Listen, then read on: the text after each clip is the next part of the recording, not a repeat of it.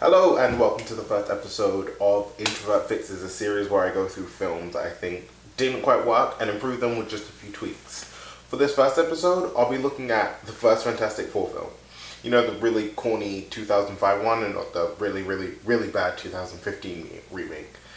I'm saving that for next episode, but that's going to be a challenge to tackle. I mean, that film was bad. Now, the 2005 Fantastic Four movie was one of my favorite films to watch as a kid. It was a fun film, and I watched it probably over 100 times, but it definitely didn't hold up as an adult. I mean, like, that plot was so cheesy and so bad, and it just didn't work. And it was just, yeah. But I'm going to try and fix that in this episode. Disclaimer, I'm probably not going to fix the film. I'm just going to, cover it with, a better idea and some duct tape, because that's all I can do right now. Now, in terms of casting, I, as a young kid, thought the cast was pretty goddamn good, and I still kind of do. Especially Ewan Grufford, because I loved him as Mr. Fantastic. He had this great, gravitas with the hair and the costume, and the fact that he loved science. It was cool. I also loved Jessica Alba as Susan Storm. Chris Evans and Michael Chiklis I could take or leave, so I don't really feel the need to change them. But what needs to be changed is that god-awful plot and the main villain choice, because using Doom for the first film was not the greatest idea, especially due to the lengths they had to go to bring him back. I mean, the whole Silver Surfer thing, I'm encased in metal, and then I broke out because now I'm in Liberia and I'm back to normal with no more. That was just dumb. They didn't even need that, and then they put him back in the... It was just so stupid. My choice for the main villain would be the Mole Man, played by the hilarious Danny DeVito, because of how he looked in Batman Return with the crazy hair as the Penguin, and I always thought that was a character that he could transfer over to Marvel with the Mole Man. And also, he's the perfect villain for an origin film like this. He is a part of the Fantastic Four's mythology, but not such a serious part that if something were to happen to him in the film, you would have to go to crazy lengths to bring him back. But onto the story. In my version of the film, I would keep the first third of the film the same, with Reed proposing his experiment to Victor, Victor agreeing, and then going up and getting hit by cosmic rays. But I would take out the whole love triangle with Susan, Victor, and Reed, because that whole two guys fighting over the one girl thing is just a damn boring plot device. I would also make it so that their ship crashes down to Earth instead of them just arriving in some weird way that was never really explained. And also Victor would be nowhere to be found and would be missing from the crash, and they'd all assume that he was dead, and they'd be like, oh no, but we don't really care because he was kind of a douche. Now when the team's powers would begin to emerge, Reed, feeling responsible, would take the group back to the Baxter building, promising to cure them.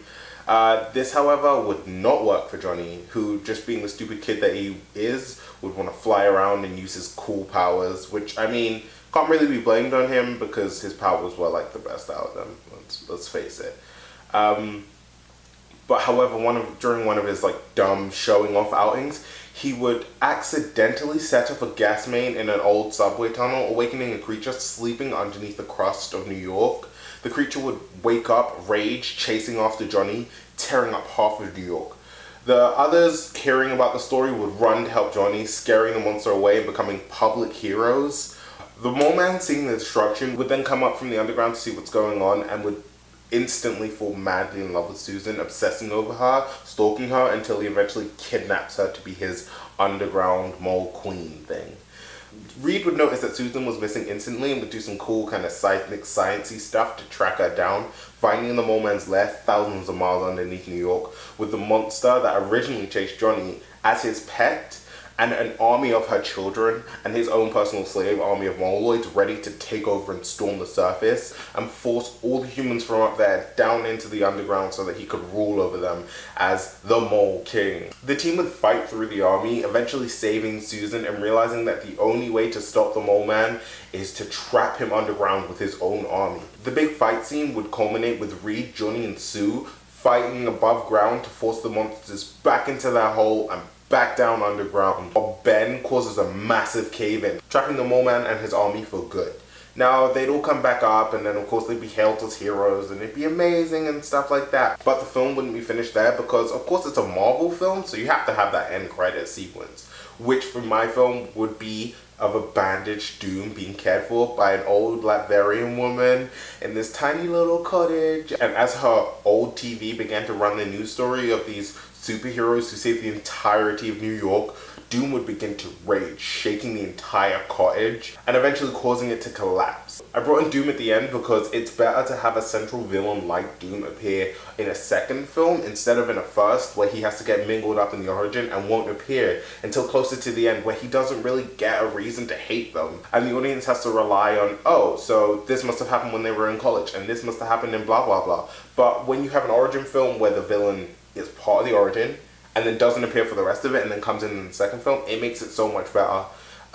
In my version of the film, Doom's powers wouldn't be like they are in the comic book, and they wouldn't be like how they were in the movie. Because he was affected by the cosmic rays, he would have that kind of mutated DNA-based like abilities. So I was thinking he would have energy manipulation abilities with enhanced strength and technopathy and technokinesis, so that he could control like machines, which would explain why he has so many Doombots and why he uses them instead of anything else, because he can control them with his mind.